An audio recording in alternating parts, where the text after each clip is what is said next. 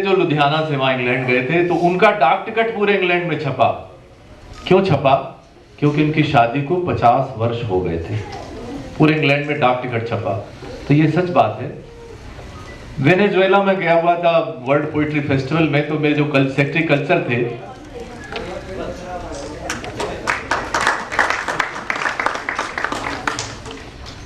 तो उनकी जो पत्नी थी, उनके घर में जो मेड आती थी वेनेजुएला की, तो उन्होंने पूछा कि भाई तुम्हारा दूसरा बच्चा भी 1 साल का हो गया, हालांकि पहला बच्चा पहले बॉयफ्रेंड से था।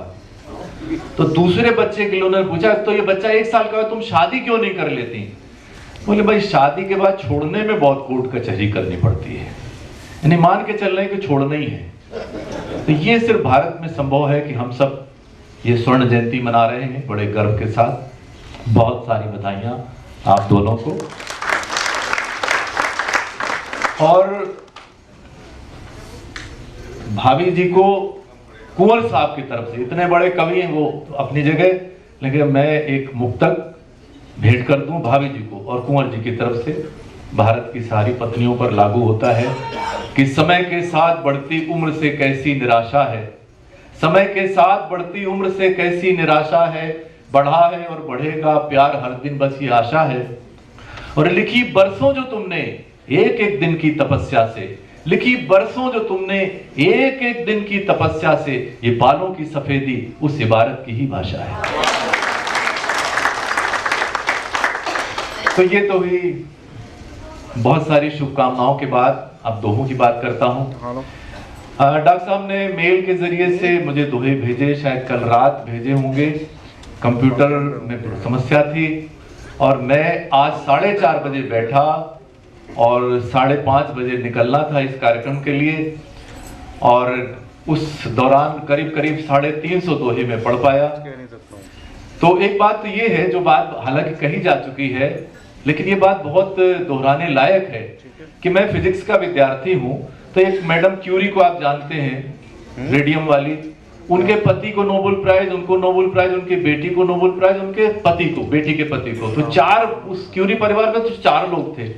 यहाँ पर मामला दूसरा है। यहाँ भाई साहब कुंवर बेचैन जी, संतोष जी और वंदना जी, और फिर भावना जी का तो मुझे पता था, प्रगीत कुंवर। तो ये 5 हो गए। तो क्यूरी परिवार को इन्होंने पछाड़ दिया। दोहों की जहां तक बात है, जितना कुछ मैंने पढ़ा, 350 दोहे, हालांकि आप एक दोहे से भी उस कवि की पहचान कर सकते हैं। ऐसा संभव नहीं हो सकता कि कोई कवि बहुत अच्छी गजल लिखता है तो वो खराब दोहा लिखेगा, या बहुत अच्छे दोहे लिखता है तो वो बहुत खराब गीत लिखेगा। ऐसा संभव नहीं, क्योंकि एक हर व्यक्ति की उसका जो क्षमता है, जो प्रतिभा है, उसके अनुरूप ही सब कुछ वो लिखेगा। मैं कुछ दोहे भी आपसे साझा करना चाहूंगा, तभी फिर आपसे मैं बात करूं। और 861 दोहे लिखना भी कोई मामूली बात नहीं है। ऑस्ट्रेलिया में बैठ के लिखना वो भी एक मामूली बात नहीं है। कुछ दोहे मैं आपके साथ साझा करता हूं।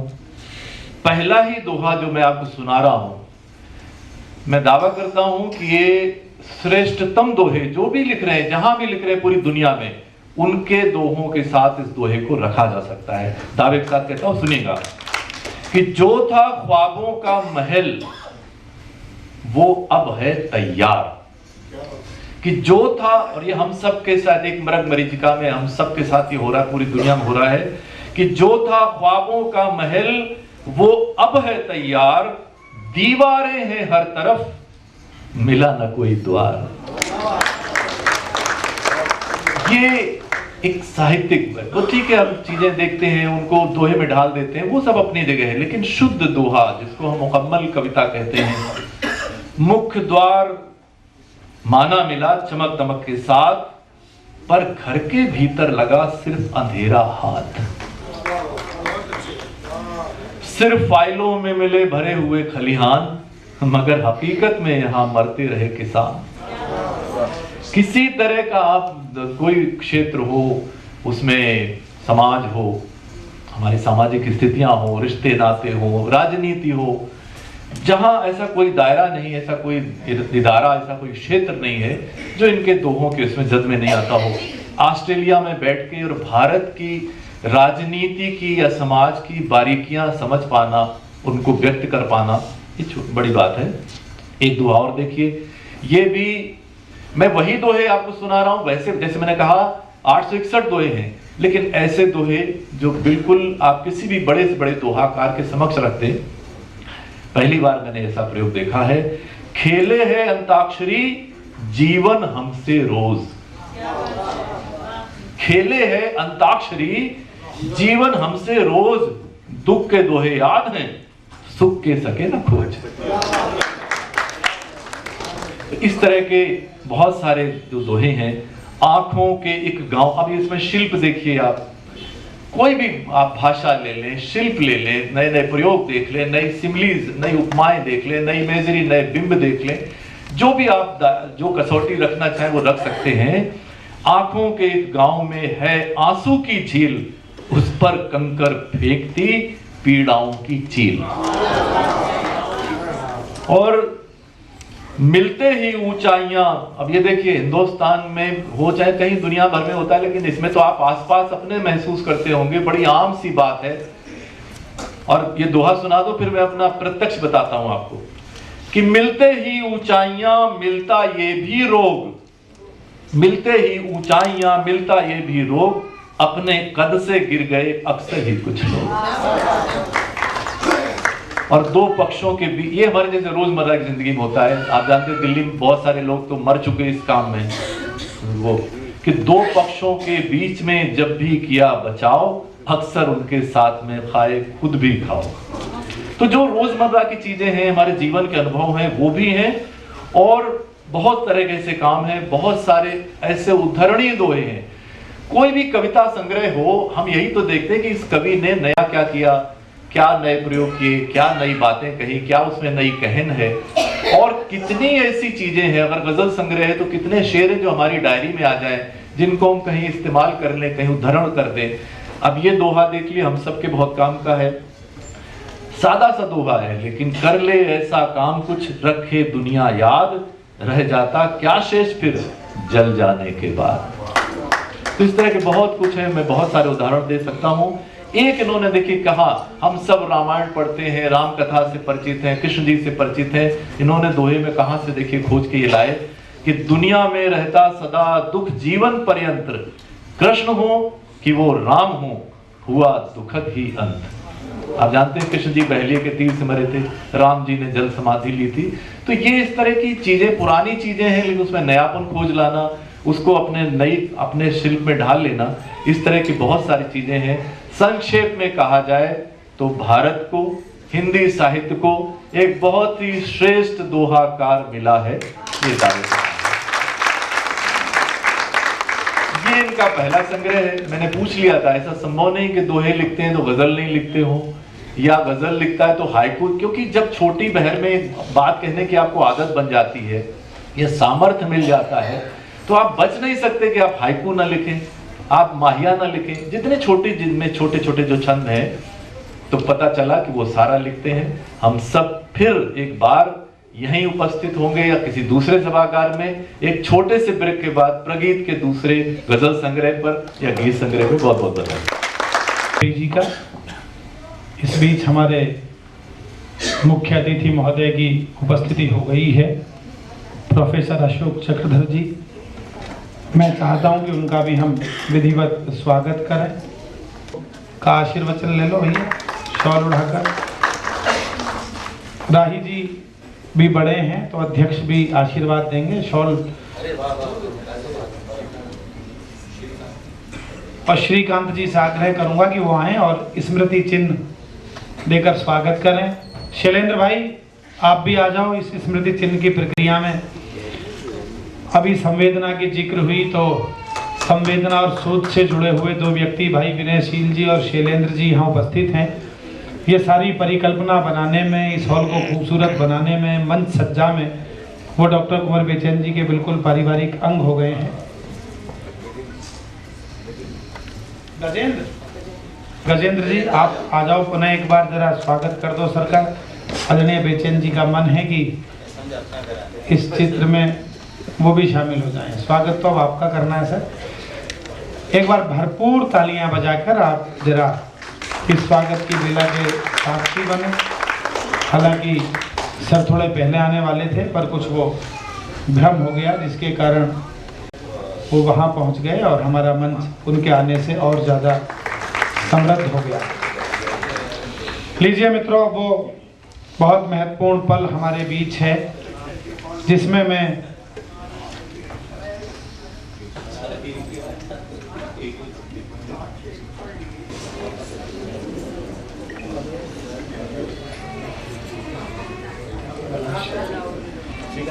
देखिए, तालियां आप भरपूर बजाइएगा इस उत्सव को।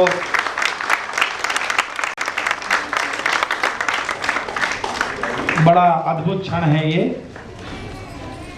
सबको बुलाऊंगा एक एक करके, आराम से ये कार्य करेंगे। इसी कार्य को करने के लिए सब एकत्र हुए हैं। आप अब ये भी नहीं है कि आप गीत गा सकें क्योंकि हिंदी भवन में बैठे हैं, वरना बन्नो तेरी अखियां सुरमेदानी हो सकता था।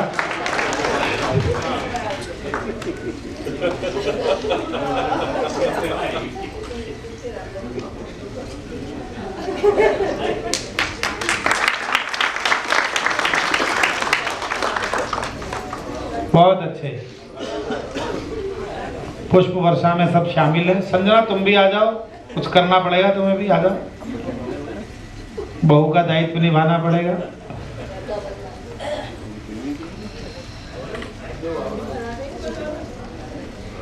आइए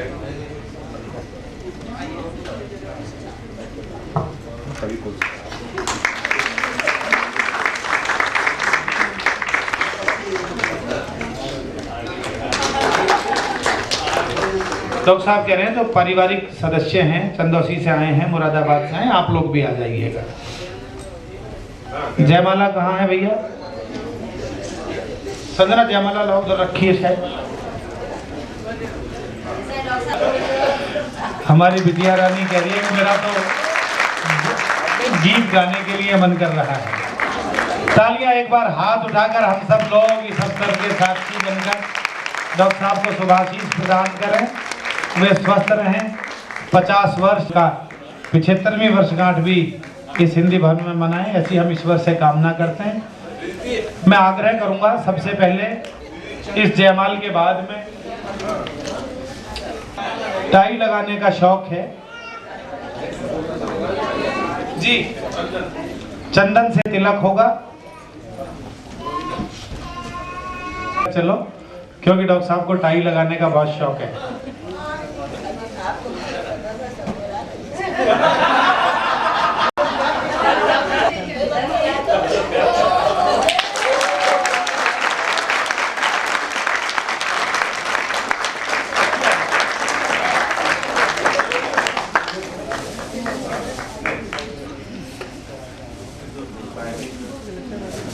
लीजिए जी, एक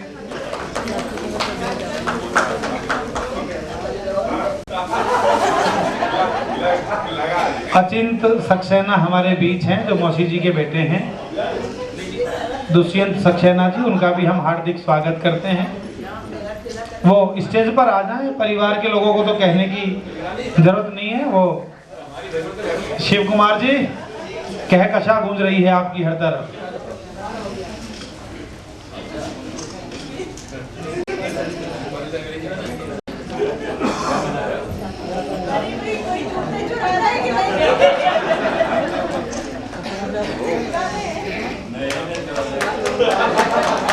लीजिए,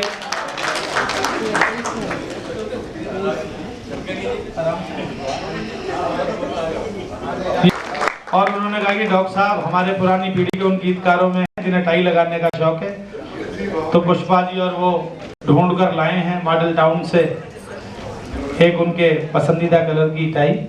सब लोग जो उपहार दे रहे हैं वो एक बार उपहार देकर, मेरा आग्रह ये है कि दाईं तरफ से बाईं तरफ की उपहार देकर इधर से जाएं और उधर की तरफ उतरेंगे। पुत्रवत हैं उनके लिए और बड़े उनके शिष्य रहे हैं।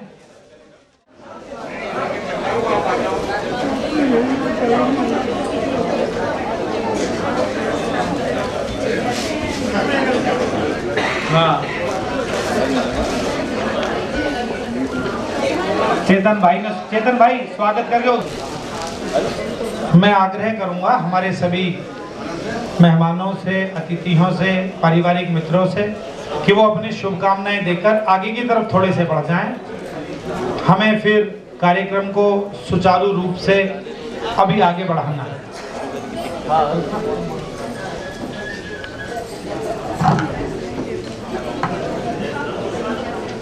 देखिए, सभी अपनी भावनाएं जो है उपहारों के रूप में प्रेषित करना चाह रहे हैं, तो व्यवस्था बनाए रखना हमारा अपना ही काम है। हम पूरी व्यवस्थित होकर के, हम गुरुजी के आदर्श बच्चे हैं उनके आदर्शों का पालन करते आए हैं, तो आज भी हम वही आदर्श यहाँ पर रखेंगे और एक तरफ से आते हुए और उन्हें उपहार देकर के दूसरी तरफ से हम जाएंगे और इस तरह का अगर क्रम रहेगा तो सभी को पूरा अवसर मिल पाएगा। निश्चित तौर पर अविस्मरणीय पल होते हैं, बहुत दुर्लभ क्षण है ये, और ये पल जो है हमारी जिंदगी के लिए बेहतरीन पलों में शुमार हो जाते हैं। और सबसे बड़ी बात ये होती है कि हम इन पलों के साक्षी हैं, हमारे लिए ये बहुत बड़ी बात है। जिंदगी के 50 वर्ष पूरे होना, शादी के 50 वर्ष पूरे होना, शादी के 50 वर्ष, जैसे कि अभी सुरेंद्र शर्मा जी बड़ा मजाक कर रहे थे, बिल्कुल सही कहा उन्होंने कि विदेशों में तो 50 जो वर्ष शादी के मनाए जाते हैं वो 50वीं के साथ मनाए जाते हैं, लेकिन ये भारतीय धरोहर है, ये भारतीय परंपरा है, ये हमारे आदर्श हैं, हमारे मूल्य हैं, हमारे संस्कार हैं कि हम इस पवित्र बंधन को सिर्फ एक जन्म का नहीं बल्कि 7 जन्मों तक का मानते हैं। हमारे लिए शादी सिर्फ एक जन्म का बंधन नहीं है, हमारे लिए शादी 7 जन्मों का बंधन है और उन 7 जन्मों के बाद भी ये इच्छा रहती है कि उसके बाद भी हम फिर से मिल पाएं। तो ऐसे परिवेश में, ऐसे देश में ऐसे उत्सव अक्सर होते रहते हैं और साहित्य के पुरोधा का ये उत्सव और भी अधिक महत्वपूर्ण हो उठा है और उनके साथ इन क्षणों को बांटना हमारे लिए अविस्मरणीय पलों में शुमार हो गया है। हम बहुत आह्लादित हैं, बहुत प्रसन्नचित्त हैं और आंटी की मुस्कान तो बस आज देखते ही बनती है, चेहरे पर जो तेज है, जो नूर है, वो कुछ अलग ही है आज।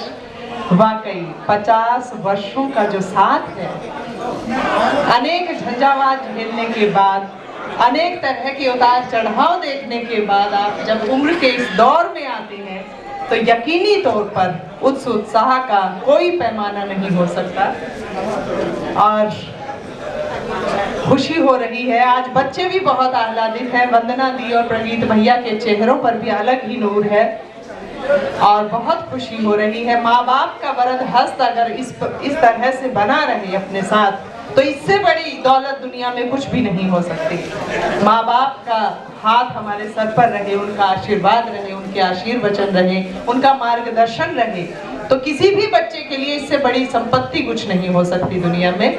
तो वास्तव में बहुत ही आह्लाद के क्षण, बहुत ही खुशियों के पल हैं और हम जी रहे हैं इन पलों को, हम जी रहे हैं पूरी शिद्दत से।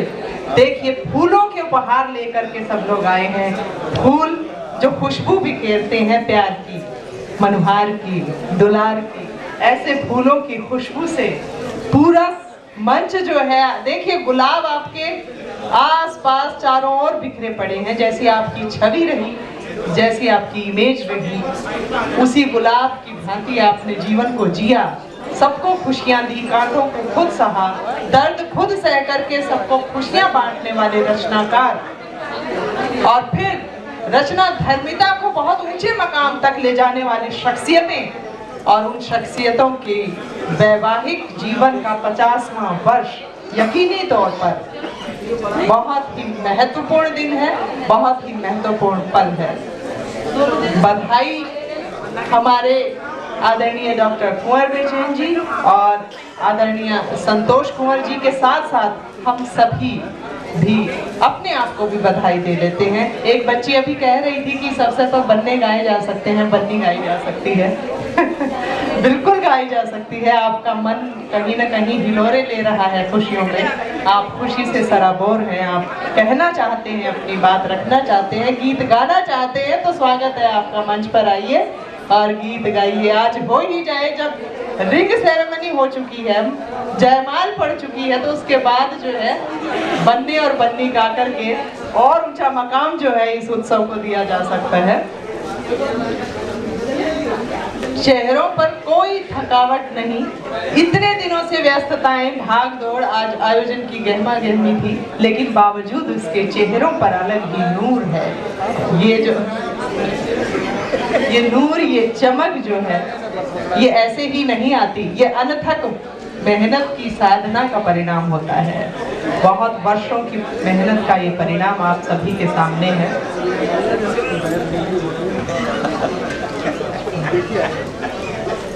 बेचैन जी ने, जैसे कि प्रवीण शुक्ल जी ने कहा, बिल्कुल सही बात है कि उनके पुत्र सिर्फ प्रगीत ही नहीं है, बल्कि उन्होंने अपने मानस पुत्रों की एक बड़ी फौज जो है वो तैयार की है। उनका स्वभाव, और उस स्वभाव के चलते न जाने कितने लोग उनके मुरीद हैं, और साथ ही साथ उनके घर जा करके जो आह्लाद, जो प्यार और जो दुलार मिलता है माँ संतोष कुंवर जी से भी, वो भी अविस्मरणीय है। हमारे जहन में घर कर जाती हैं ये चीजें, और बार बार उस घर की ओर कदम खुद ब खुद बढ़ उठते हैं।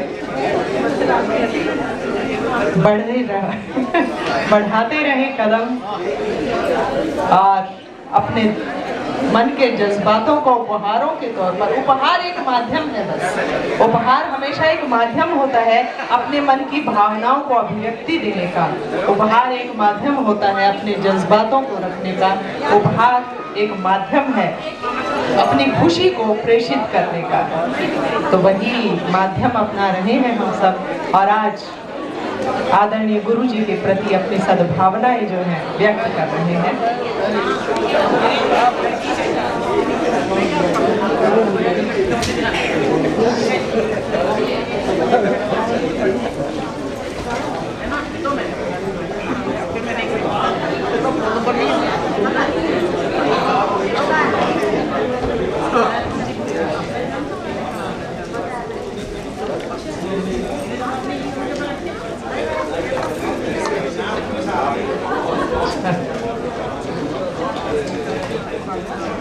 पुष्प वर्षा लगातार जारी है। जैसे कि धारावाहिकों में दिखाया जाता है कि कोई भी ऐसा दृश्य होता है तो ऊपर से देवता पुष्प वर्षा करते हैं। हमारे यहाँ देवता नीचे खड़े हैं, सब नीचे से पुष्प वर्षा